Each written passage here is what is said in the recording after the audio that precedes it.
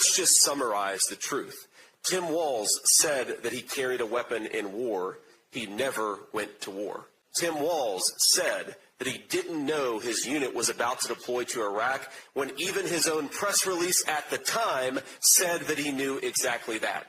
Tim Walz claimed to be a command sergeant major, even had it printed on his challenge coins, and he knew he never achieved that rank. And now, Kamala Harris, showing terrible judgment, has decided that her way out of this political problem is to claim that she and Tim Walz are the victims. I think the victims are the veterans who are having their service disparaged because the guy who wants to be their vice president is lying instead of telling the truth. I think those are the real victims of what Tim Walz has done.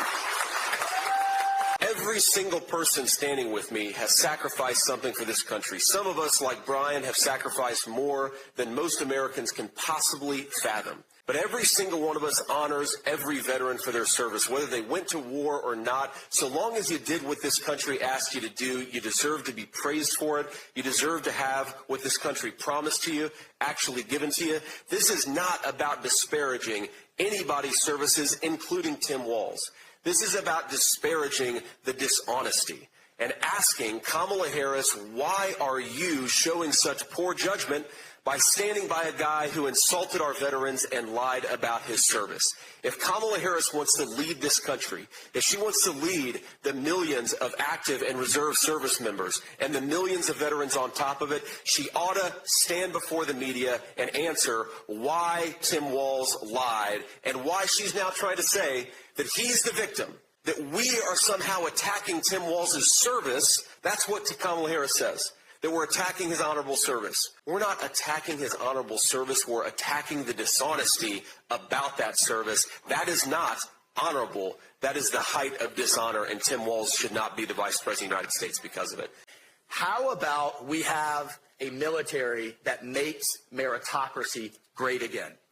How about we have a military that is focused on being lethal again? How about we make kicking ass great again? Because that's what we need in our United States military. But we can have the best military in the world, and if our enemies aren't afraid of its leadership, if they don't respect our leaders, which is what we're seeing right now, it's all going to fall apart. And that's why we see the world on fire right now. Do you think Xi, Putin, Kim Jong Un are going to be afraid of Kamala Harris and Walz? Look what happened in Afghanistan. Under President Trump, no U.S. casualties.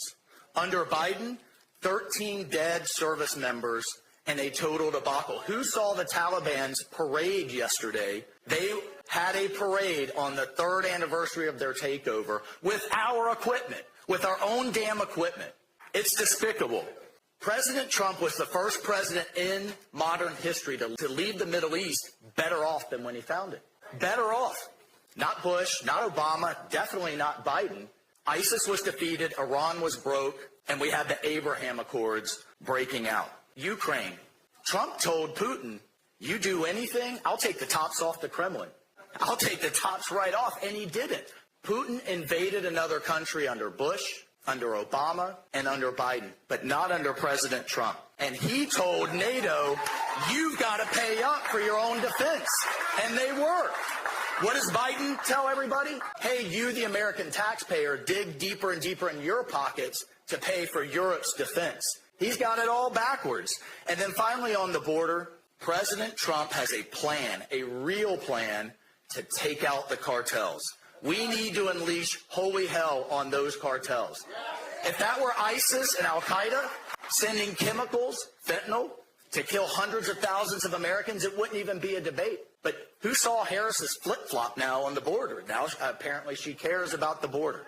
It's fake, and the American people see it for what it is. We see it for what it is. President Trump and soon-to-be Vice President Vance have a plan to rebuild our military, to pay the troops what they deserve, and to give you all as veterans the care you deserve.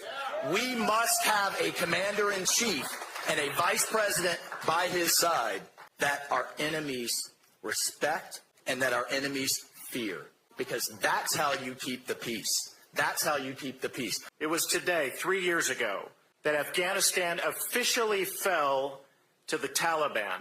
And yesterday, as both of my colleagues pointed out, the Taliban celebrated by parading our military equipment left behind by Joe Biden and Kamala Harris through the streets of Afghanistan. I believe it's one of the most embarrassing moments in American history, and it happened on Kamala Harris's watch. In fact, Kamala Harris said herself, and I'll quote, that she was the, quote, last person in the room. Never forget this. She bragged about being the last person in the room when they ordered the Afghanistan withdrawal. Say what you will about Tim Walz, he wasn't in that room. He definitely wasn't in Afghanistan.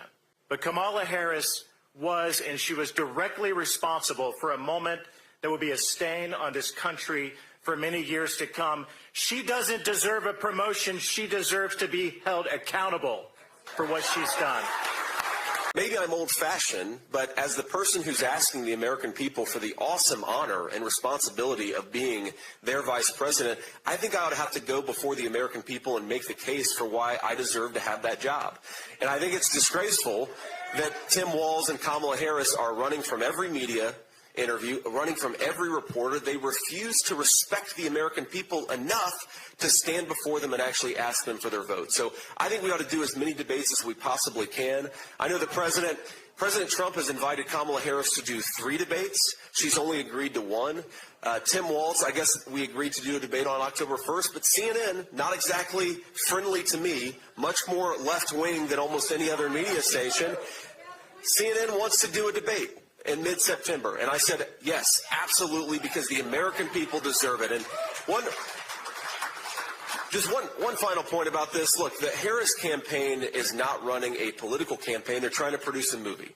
She never stands before the American people without a script. She never talks to voters unless a teleprompter is right in the middle of them. This is not a person who we should trust to sit in a private room with Xi Jinping and Vladimir Putin and the leaders of America's, whether they're adversaries or friends. If you are afraid of a friendly media, and the media has been very friendly to Kamala Harris, then how can we possibly trust you to represent us on the world stage? The answer is we can't, which is why we ought to fire Kamala Harris, not give her a promotion.